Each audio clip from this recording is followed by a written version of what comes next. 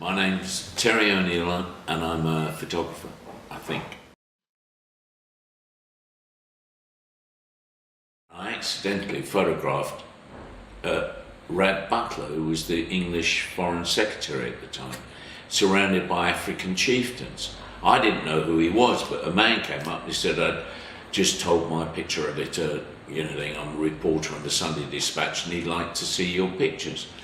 So I gave him the film and I rang up the bloke at night and he said, I really like all these pictures. And I didn't really know what I was doing at the time. And he said, just carry on doing what you're doing and I'd like you to cover this every Saturday for me. So suddenly I had a new career.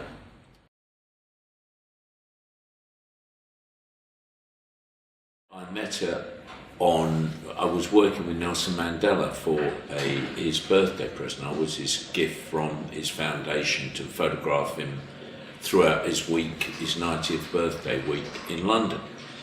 And she was singing in the show and I met her and she'd actually come from the London clinic and she looked fat and she was so sweet and nice that it was it was so hard to see, read about her and all the things that happened to her.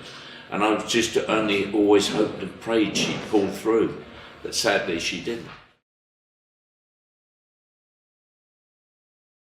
When I first started photography, the very first job I got on a newspaper was to photograph a group called the Beatles. And they published it and it sold out the papers. So suddenly pop pictures became the thing to use in newspapers. And as I was a musician, I became the local pop photographer. And I'd been watching a group called the Rolling Stones, so I went down to meet them. And I shot them all, and this was them going to their gig rehearsal. And it's so rare that you see shots of people with their instruments, which really gave me a lot of pleasure when I found it.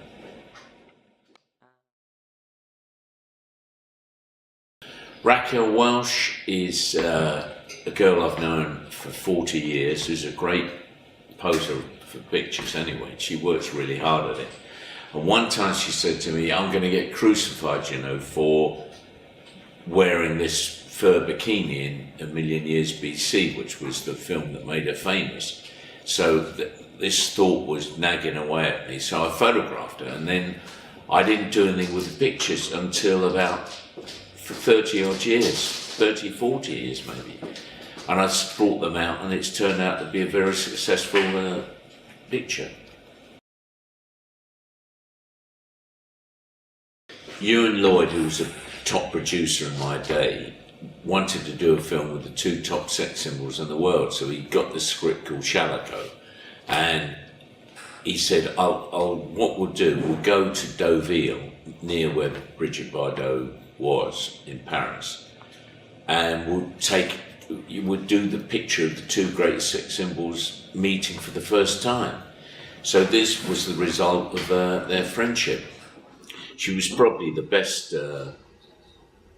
looking girl I ever photographed. I mean, I was stunned when I met her because I always thought she was a little short, 5'4" blonde. That's the way she was put over, but she was 5'9", very elegant, great legs and a stunning looking woman. If only she spoke English. This was a publicity shot of Honor Blackman, who played Pussy Galore in the film Goldfinger. And I went out to Gozo, which was a little island off Malta, and I took her out on the beach and spelt out this pussy, and it made an instant best-selling shot. I don't know why. He was a very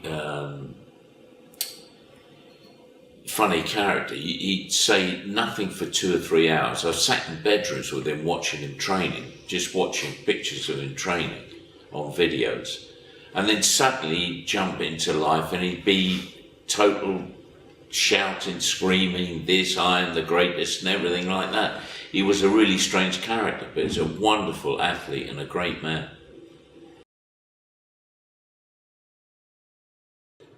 Audrey Hepburn was probably the best girl that I ever photographed. I could not take a bad picture of her. Everything she did made a great picture. And I wish I photographed her more. Funny thing is one thing she did hate was water, and I got this great picture of her in the pool. It's ironic, really. How I came to get this picture was I was very friendly with Ava Gardner, and I said, I've got a chance to photograph your ex-husband. And she said, oh, I'll write you a letter. And she wrote this letter, and I walked on the set of this film, and I handed it to him. He read it.